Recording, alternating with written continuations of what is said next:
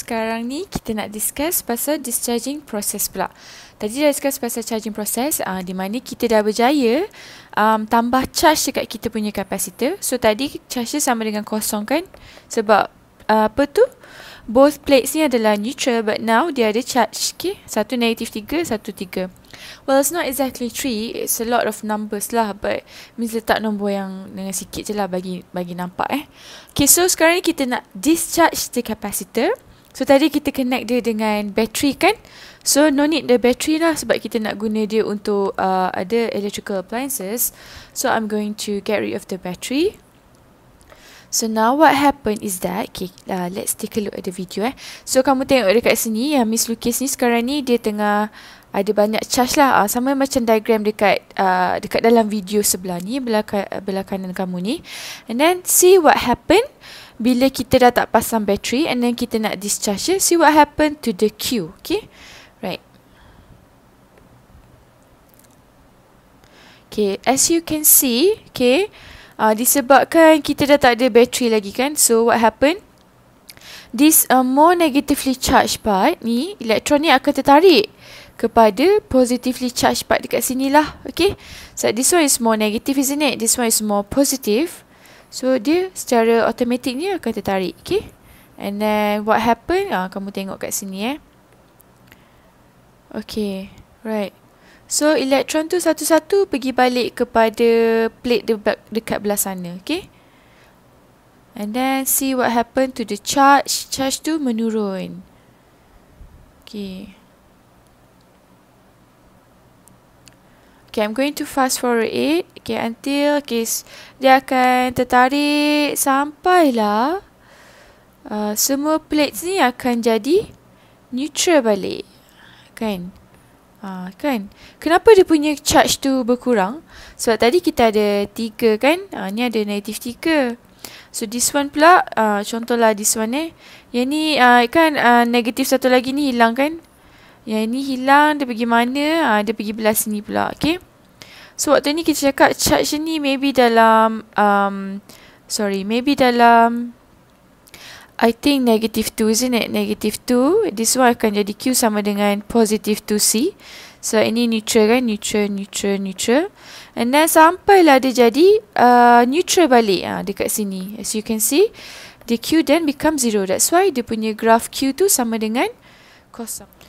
Okay, and then kita akan tengok pula graph current Okay, kamu tengok So repeat balik proses yang sama tadi. Okay, so waktu ni elektron, ingat kalau elektron tu bergerak laju, maka dia punya current tinggi lah. That's why current dekat dalam graph ni tinggi.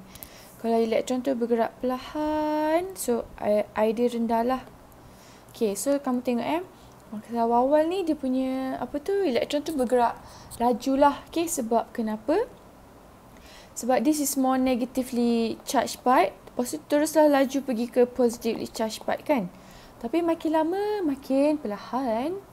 Sebab kenapa makin perlahan? Sebab waktu ni dia punya charge ni kan, plate ni dah semakin kurang. Kamu tengok kat sini contohnya.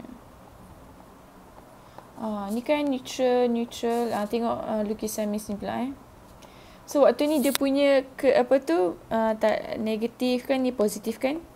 Waktu ni maybe dia punya negatif tinggi, positif pun tinggi, that's why dia gerak sangat laju. Tapi this one dia punya tahap ke negatifan dia makin rendah, tahap ke positifan dia makin rendah. So dia tak adalah nak tertarik sangat, tapi dia bergerak lah, tertarik lah, cuma dia bergerak makin perlahan. Sebab tahap ke positifan dan ke negatifan tu rendah. And then last one ni lagilah lama sebab plate ni dah macam neutral dah. So dia punya force tarikan tu makin berkurang lah. Okay, that's why current kamu pun berkurang. Lagipun kalau fikir logik kan, waktu ni kan tengah guna capacitor ni untuk connect dengan ada electrical appliances. So waktu ni dia punya current sedang digunakan lah sampai habis kan. Sampai charge tu habis, sampai current tu habis. Macam kita charge phone ke apa. So berkurang lah dia punya charge dengan current tu kan. So you obtain a graph like that. So nanti bila kita tengok kan graf untuk discharging process ni, sama juga. Tadi tu yang charging tu, charge dia bertambah. Make sense lah sebab kita nak simpan charge kan. Ini discharging dah guna charge, berkuranglah charge je. Okay. And then current pun, kamu tengok yang hari tu current tu pun berkurang juga. Sebab waktu ni kita dah habis charge je. Yang ni current kita pun still berkurang juga. Ini daripada increase kan.